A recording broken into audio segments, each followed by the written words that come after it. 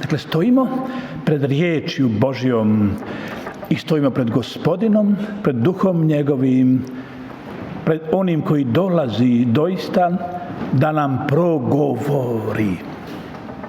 Ali ovdje je važno u ovom pristupu prema Gospodinu, važno je krenuti od jedne činjenice. Mi nismo ovdje došli razumjeti pa da bi usvojili, jer čovjek ima svoje limite. Čovjekov intelekt ima svoje limite. I ako se odlučimo ići samo za onim što možemo razumjeti, nećemo doći u Kraljevstvo Božje. Nećemo doživjeti spasenje.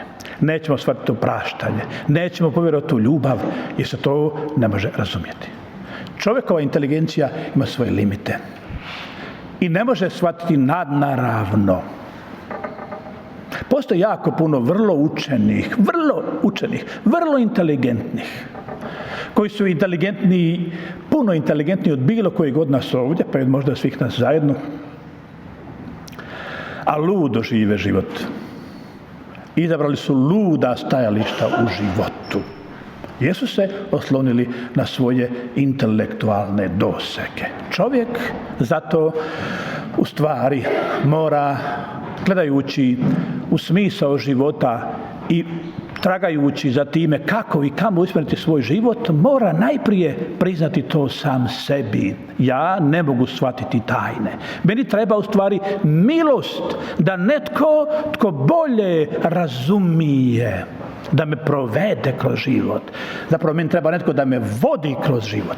Ne samo da s njim diskutiram, da mi objasni. Meni treba ovdje milost. Ja sam u stvari kao dijete.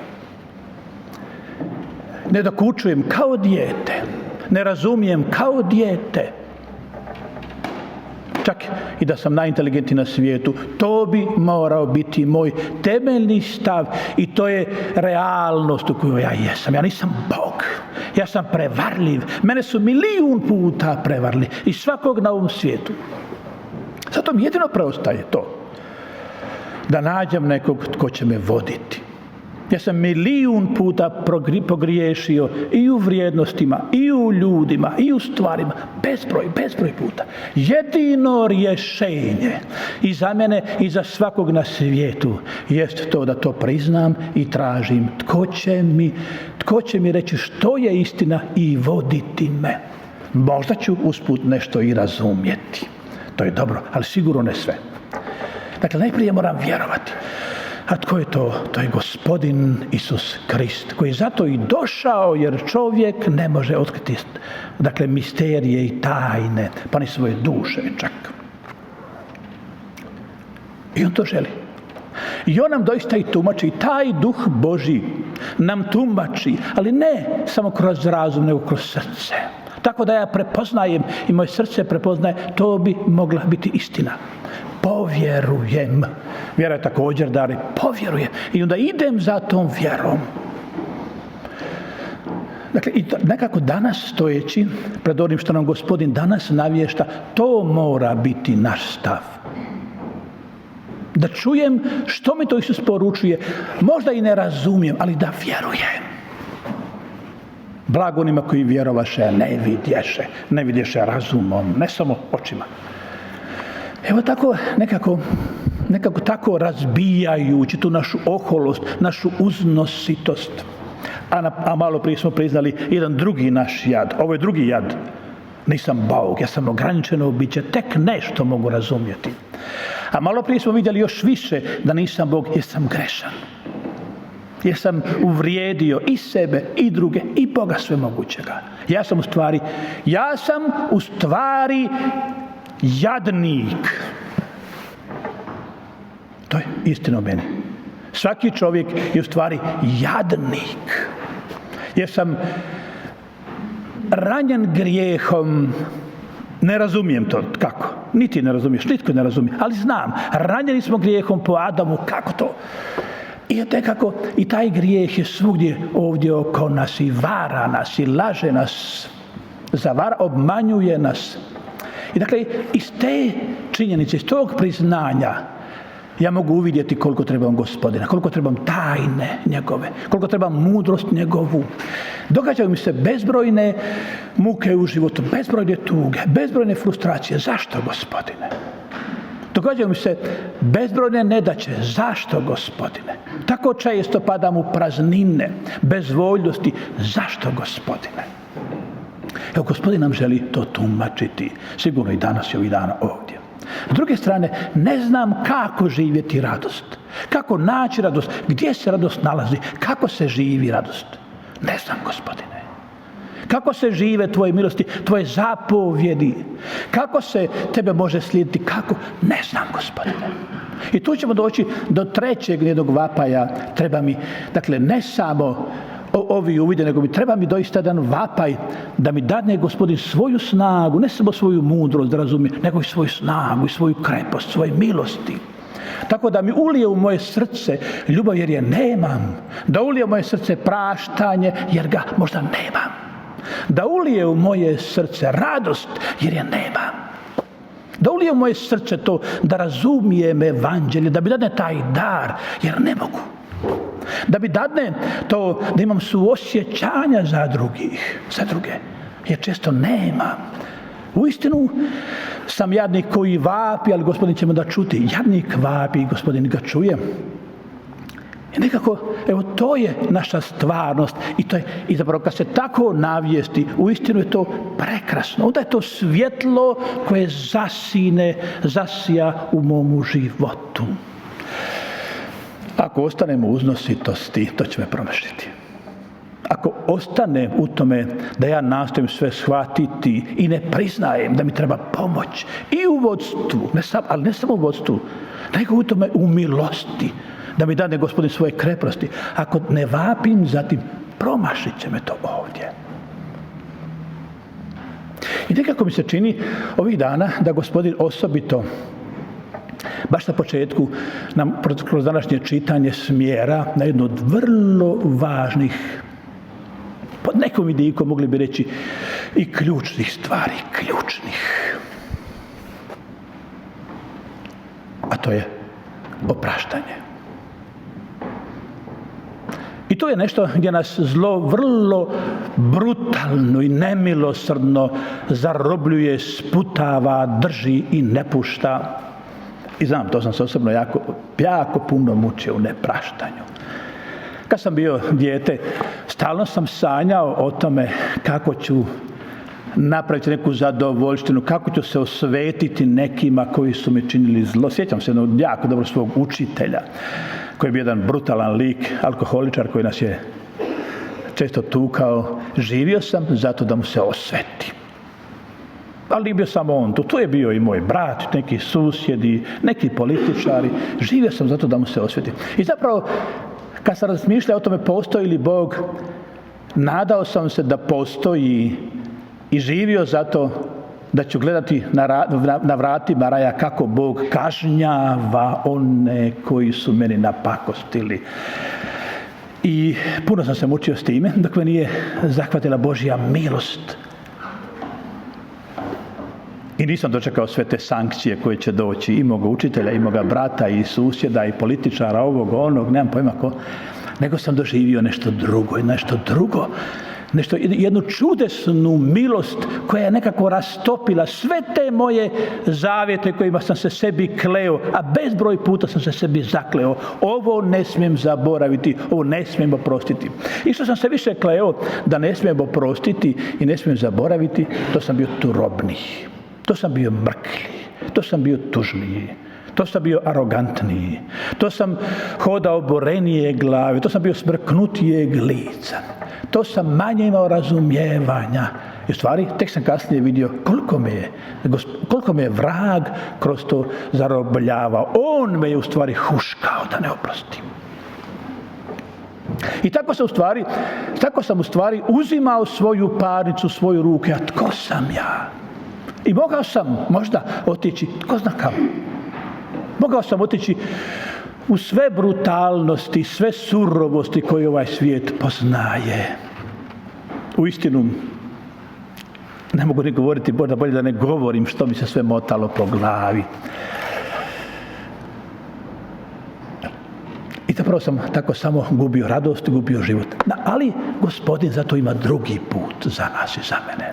I ovdje je vrlo važno otvoriti se toj, rekao bih, vrlo teškom zahtjevu. Uistinu iz ljudske perspektive vrlo teškom zahtjevu.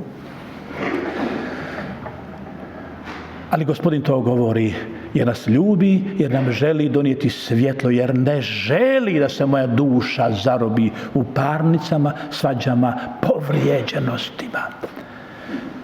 Nego da njemu prepustim svoju parnicu, jer on je najbolji odvjetnik. Jer onog časa kad ja odlučim da ću se ja osvetiti ili neću oprostiti, što se onda događa? Događa se jedna od najgorih stvari koje može biti. A to je da u stvari ja reaktiviram sve svoje krivice. I ja u stvari na taj način ne pristajem da se meni oprostilo. A Gospodin je meni oprostio strašne stvari, strašne. I tebi je oprostio strašne stvari. Koliko su strašne, to možda ne razumijem, ali ćemo vidjeti, shvatiti koliko je uopće jedan mali ljudski grijeh, mali ljudske perspektive, koliko je strašan. Jedan mali moj grijeh povrede Boga, nehaja za njegova nadahnuća, za njegove milosti. Jedna mala sumnja u njega, jedno preskakanje i da svakodnevne molitve, toga da mu se zahvaljujem, da ga častim, da ga hvalim, da ne kažem psovke i drugi grijesi, a drugi grijesi koji su i daleko teži. Koliko u stvari po tom grijehu čovjek zaslužuje kazne, pa rekli bi čak i prokletstva. Strašno.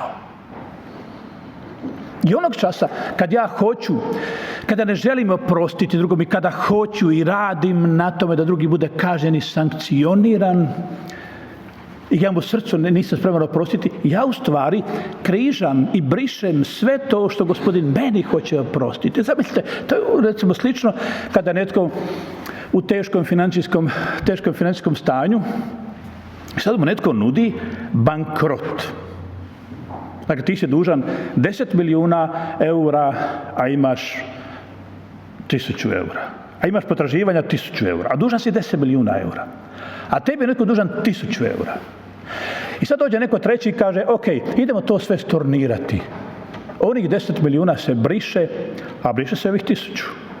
I sad ti kažeš, neću. Ja hoću da on meni vrati mojih 1000 eura. Onda si dužan 10 milijuna eura.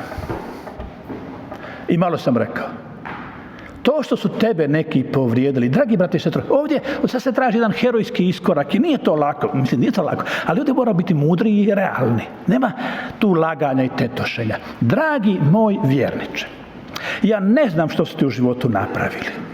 Tvoji prijatelji, tvoja mater, tvoje dijete, tvoj susjed, brat, sestra, ne znam, politička opcija, župnik, svećenik, papa, što ja znam, što ste napravili, ja to ne znam. Možda su tebi napravili 10 puta gore nego meni, može biti. Ali ti kažem, i to ti moram reći, moraš to sam sebi reći. Ali to je 1000 puta manje košta i lakše je od onoga što je bilo tko od nas napravio prema Bogu. Ne govorim prema drugim, samo prema Bogu. I dakle, opraštanje na koje Gospodin poziva jest ovo. Dragi moj vjerniče, idemo proglasiti bankrot na tvojim potraživanjima. Potpiši ovo. Opraštaš svima. I onda će se tebi sve oprostiti. I ti ćeš ući u mir. A taj mir o kojem ja govorim nije samo psihološko stanje. Ne, Bog se ne bavi samo psihologijom, ne samo psihologijom. Nego u stvari to je jedna dokapitalizacija tvojeg života. Bog će dakle investirati u tvoj život mir, radost, dobrotu, molitveni duh, vedrinu, životnu radost će uliti u tvoje srce, u tvoj život. I to nije Božja ucjena, ali to nije Božja ucjena. Ok, ti nisi oprostio, pa sad tebi zanijat ne dam. Ne, nego u stvari, to kad ti kažeš ja opraštam, događa se ovo. Ja kidam savez s vragom. Što je bilo, bilo je. Neka Gospodin to obračuna. Ja se želim nasloniti na milost. Što je god bilo, bilo je. I tebi, Gospodine, prepuštam parnice svoje. od sada želim svaka uvreda, svaka nepravda, svako zlo i sve ono što drugi meni čine, ili mom narodu, ili moj župi, ili moj crkvi, želim prebacivati na tebe, Gospodine odvjetniče moj, da ti to vodiš. Dakle, ne želim više ja biti onaj koji osuđuje, čangriza, mrmlja o tome, ogovara, s tim se budi, s tim liježe. Jer ako se s tim budim i s tim liježem, ja ne vidim ni sunce, ni cvijeće, ni ptice, ni ljude, ni radosti, ni pjesme, ni život, ni Boga. Evo taj, dakle, izazov danas stoji ovdje pred nama. I mislim da bez toga uistinu ne možemo dalje. Stoga ćemo danas nekako ostati samo na ovome, ne samo na ovome, ali neka ova propovijed će biti, nagovor će biti ići malo dalje još više, ali ovaj nagovor će ostati samo na tome i nekako da to budu i naše molitve i naši vapaji. I ja dobro znadem i ovo, da bi ti mogao čak pristati na tu opciju koju Gospodin nudi, također ti je potrebna milost. Da bi ti mogao srcem potpisati i reći opraštam, Gospodine, treba ti dar opraštanja. A on te čeka ovdje pred vratima. Anđeli ovdje stoje i žele ti dati taj dar. Donijeli su ga. Kao kad za Svetog Nikolu ili pred božićno drvce donesu darove, tako anđeli ovdje stoje s darom milosti da možeš oprostiti i ući u novi život, da povjeruješ da je Gospodin pravedan i da će On preuzeti parnicu, ali doista se više time ne bavim, Gospodine. Ako vjerujemo, brda ćemo premještati, kaže današnje evanđelje. Tako su zapravo su ova tri nekakva momenta: vjera, opraštanje i sablazan. Dakle, tri stvari u današnjem evanđelju slušamo. Dakle, povezane su stvari, čak i pa se može vratiti i na onu prvu. Uistinu, ako mi ne praštamo i ako smo mi tako zatvoreni, čangrizavi, mi smo sablazan svijetu. Mi smo sablazan onima koji bi htjeli doći u katoličku crkvu, koji bi htjeli vjerovati, ali se sablažnjuju o nas. I nisu došli. Nisu danas ovdje. Trebali su doći, ali nisu došli jer su vidjeli mene kakav sam. Mora me to boljeti. Vidjeli su moje mrmljanje, moje ogovaranje, moje bijesove, moje zavisti, moje klevete, moje proklinjanja. I rekli su, ovdje nema Boga. Čak i ako nisu vjernici, oni znadu Bog sigurno nije takav. Iako sam ja takav, ja ga nisam susreo. I sablaznili su se o mene, nisu došli. Trebali su biti ovdje. Ali jer ja nisam posvjedočio, jer ja nisam donio tu radost, taj život, ostali su negdje. Stoga danas osobito moramo moliti za one koje smo sablaznili time što ne praštamo. I moliti zato doista da od sada više ne bude tako. Ne smije biti tako, Gospodine. Da sam pored Tebe blizu dolazim, a nisam usvojio Tvoja načela. Kako ću ići kroz život? Kako ću uspjeti? Kako ću od srama? Kako ću od rugla doći pred ljude? A sablažnjuje. Moramo zavapiti danas ovdje iz srca. Ma kako drugi od mene možda se šokirali kad dođem kući i promijenim svoja načela, a šokirat će se uvijek. Moram pristati na to. Moram se dakle do kraja otvoriti istini. Ne želim da ovdje slušamo sa neke finte, neke doskočice, neke spekulacije. Ne zanima me to. Zanima me promjena. Zanima me to da se naslonim na milosti. Zanima me to da se napijem na izvoru žive vode. Zanima me to da susretnem Krista, da ga usvojim, da ga živim, da vjerujem i živim ga svim mojim intelektualnim nedosizanjima unatoč. Jer ja želim živog Krista susresti i živjeti. To je vapaj tvoj. To je tvoja temeljna želja. To želim, to hoću. Nije smisao svetih misa, ni liturgije, ni duhovnih programa ugrabiti neku mudrost, čuti neku lijepu pjesmu ili ne znam, malo se pribrati, malo se obnoviti, malo, pa to možeš u toplicama ili na planini nekoj, ne. Nego duboka, egzistencijalna promjena, suštinska promjena, do temelja promjena. Da susretam u svom životu ono što su prvi apostoli iživjeli, navještali. Jer sam siromah, a ne želim ići siromah, biti Bogom bez Boga, kao bijedni, kao on je ovdje. I nekako mi se čini da to počinje onim o čemu govorili smo danas ovdje. Da pristajem na to, da doista potpišem novi ugovor s Gospodinom. Gospodine, tebi prepuštam to da me ti vodiš kroz život. Tebi prepuštam da vodiš moje parnice. Tebi prepuštam sve one koji su me povrijedili. Jer ja sam tebe tako duboko povrijedio. Moja briga mora biti to što sam ja tebe povrijedio. Mora biti čak i sretan da ja imam kome oprostiti. Jer onda ulazim u taj sustav, svi svima opraštamo. A ja to strašno dobro prolazim. Svi svima oprostiti. Meni to silno paše. Gospodin to i nudi. I što više, u današnjem evanđelju kada on govori kako treba oprostiti i 7 puta ako ti danas netko dođe, pokušaj malo to čuti iz druge perspektive, kako to Bog meni govori, glede, obzirom na tebe. I on meni, svima nama govori da mi tebi oprostimo, ako i 7 puta danas pogriješiš, ma i 70 puta ako danas pogriješiš, Bog od mene traži da ti oprosti. I 700 puta. Evo dakle koliko Bog revnuje za tebe. Draga braći i sestre, mislite kao da smo ocrtali ono temeljno što želim danas, da nam danas ostane na srcima, i onda se vraćam na to i molim vas i potičem vas, vapimo za tim. Da nam Gospodin otvori naše sljepoće duhovne, da uvidim da je to nesreća i da mi kroz to dolazi prokletstvo.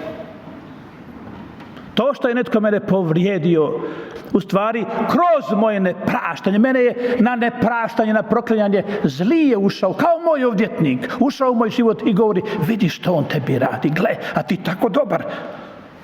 Prvo tu nasjeo sam odmah, nisam ja tako dobar. I dakle ušao u moj život, ušao kroz taj grijeh, kao kroz neku puhotinu, ušao u moje srce i unio je pakao, nesreće, turobnosti, tuge, zatvorenosti. I to me može držati, jedan grijeh me može držati danima i mjesecima i godinama, a život prolazi. Vapimo, draga braće i sestre, da Gospodin tu mrenu skine sa očiju i da otvorim se milostima Božjim i da počnem autentično živjeti ono što Gospodin navješta. Vjerujem u to, vjerujem. I da mi ulije svoje milosti, da onda tako u novosti života kročim, da budem nanovo stvoren kroz te milosti, da otkrijem potencijale svoje dobrote, potencijale radosti, potencijale vedrine, potencijale novog osmijeha na mom licu, životne radosti. Zato me Gospodin pozvao i sa žaljenjem gleda na moju žeđ, želi je utažiti danas ovdje, večeras ovdje. Neka to bude dosta za propovjed. I pomolimo se doista Gospodinu da odgovori na naše zahtjeve. Amen.